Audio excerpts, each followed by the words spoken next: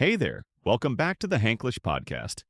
I'm Hank, and today we're diving into something that makes English sound more natural, more alive: idioms.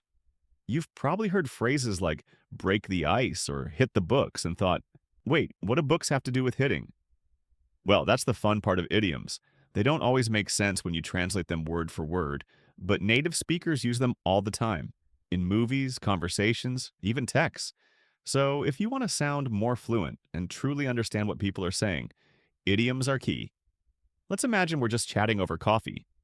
I might say something like, ugh, I was burning the midnight oil last night trying to finish that report. Now, I'm not literally lighting oil, I just mean I stayed up really late working. And right there, you've just picked up your first idiom today: burn the midnight oil. It means staying up late to work or study. Pretty cool, right? Okay, here's another one. Imagine you've got a big exam coming up.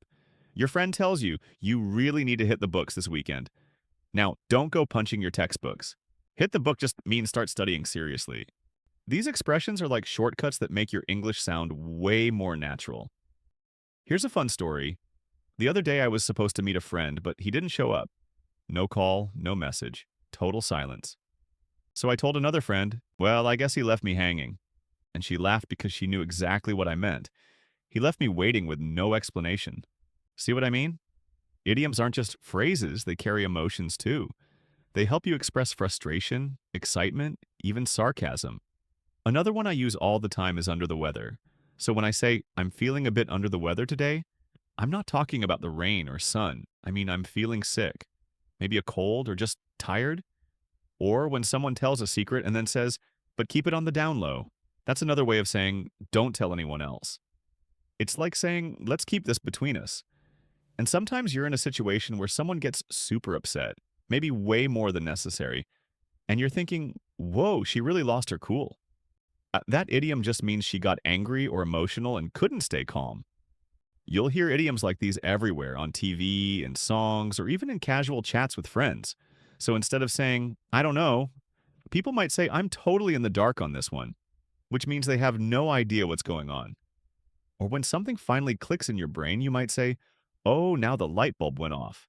That means you just understood something or had a sudden idea. By the way, have you ever had someone ask you a question you weren't prepared for? Like totally caught off guard? You could say, that question really threw me for a loop. That's a fun way of saying it surprised or confused you. Now let me pause here and say, don't stress about memorizing these all at once. You'll learn them faster if you hear them in context. Watch your favorite shows, listen to podcasts, or read stories. And whenever you catch one of these phrases, pause and ask, what does that really mean here? And hey, next time you hear someone say, I'm all ears, just know it's not about their ears being big.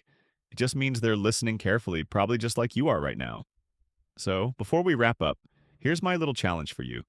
Try to use at least 2 of these idioms in your next English conversation. Even if you're just practicing by yourself, say it out loud, let it feel natural. All right, that's it for today. I hope this episode helped you get the hang of a few new idioms. You're doing great. Every step you take gets you closer to sounding fluent and confident. Don't forget to subscribe if you enjoyed this, and feel free to share it with your fellow English learners. And if you've got a favorite idiom, let me know. I'd love to include some listener favorites in future episodes. Thanks for tuning into the Hanklish Podcast. Until next time, keep listening, keep speaking, and most importantly, keep enjoying the process. See ya.